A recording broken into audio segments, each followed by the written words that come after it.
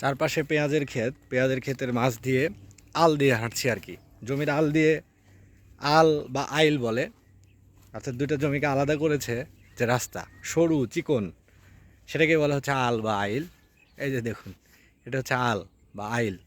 সে আইল দিয়ে বা আল দিয়ে হাঁটছি এবং প্রকৃতির সাথে সময় কাটাচ্ছি। প্রকৃতি হচ্ছে মানুষের সর্বোত্তম বন্ধু।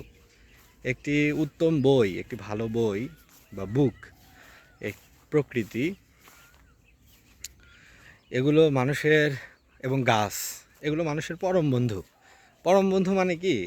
দে never they never betray with us. তারা কখনো আমাদের সাথে বিশ্বাসঘাতকতা করে না, এবং দে আর নট হিপোক্রিট, তারা হিপোক্রিটও না। They are faithful, they are trustworthy, you can trust, আপনি তাদের বিশ্বাস করতে পারবেন। বিকজ মানুষের যে স্বভাব, সেটা হলো যে কোনো সময় আপনার বিপরীতে চলে যেতে পারে।